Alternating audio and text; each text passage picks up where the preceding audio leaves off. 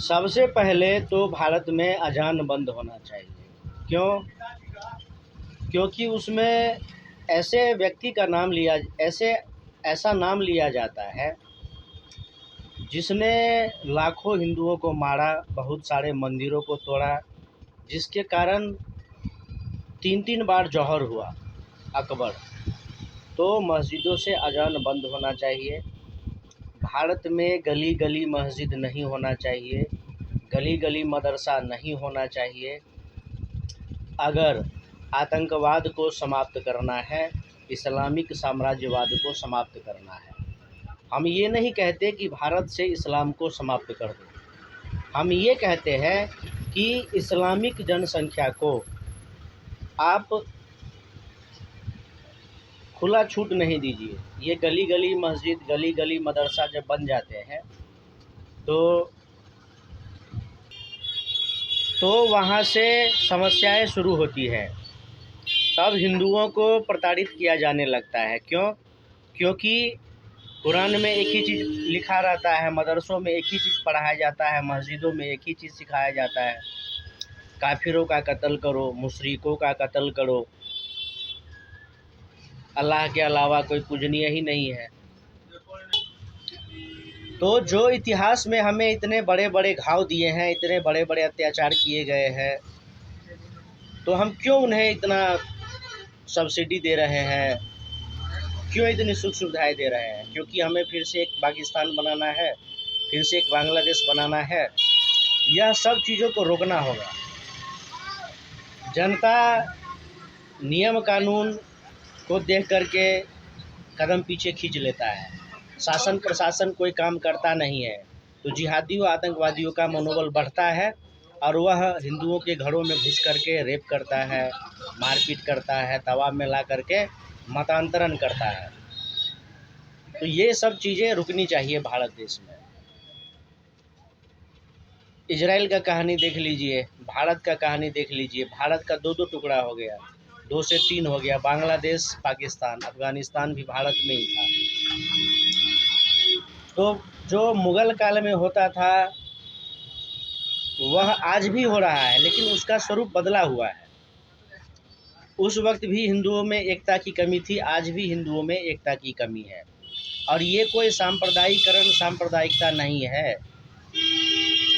मोहम्मद बिन कासिम ने जब पहली बार हमला किया था भारत में, तो ये क्या सांप्रदायिकता था, सांप्रदायिकरण था? तब से लेकर के 1947 तक जब डायरेक्ट एक्शन डे हुआ, तो सांप्रदायिकता था या सांप्रदायिकरण था? और जब 2014 में भाजपा का सरकार बना है, तो सांप्रदायिकता और सांप्रदायिकरण का क्या परिभाषा होना चाहिए? ये गली गली, मोहल्ले मोहल्ले, मस्जिद, मदरसे, और वहाँ से पत्थरबाजी, रोड़ेबाजी, वहाँ से होने वाले तकरीरों में काफिरों का कत्ल करो, मुशरिकों का कत्ल करो, 15 मिनट के लिए पुलिस हटा दो। बहुत सारी बातें बोली जाती हैं जो शासन को भी पता है, प्रशासन को भी पता है।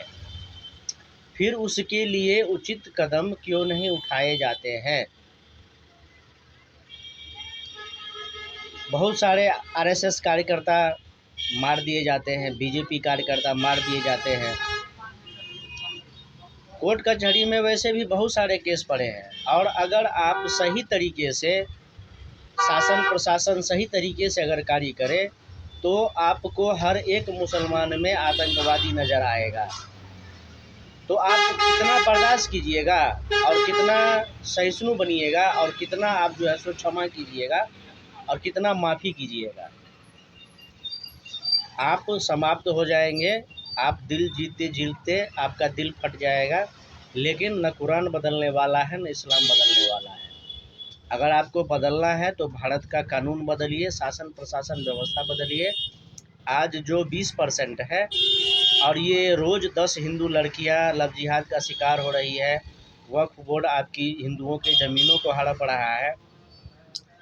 गली गली, मोहल्ले मोहल्ले, चौक चौराहे आप मज़ार देख रहे हैं, मस्जिद देख रहे हैं, मदरसा देख रहे हैं।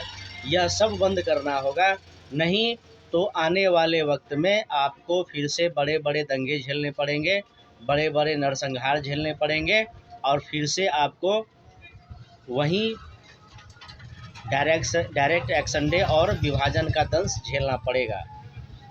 तो हम सच्चे सनातनी हिंदू हैं। हम अपने प्राणों का बलिदान देकर भी अपने सनातन हिंदू धर्म की रक्षा करेंगे और भारत राष्ट्र की रक्षा करेंगे। हम शासन प्रशासन का सम्मान करते हैं, लेकिन आत्मरक्षा का अधिकार हिंदुओं को है और इसका उपयोग हम अच्छी तरह से करेंगे।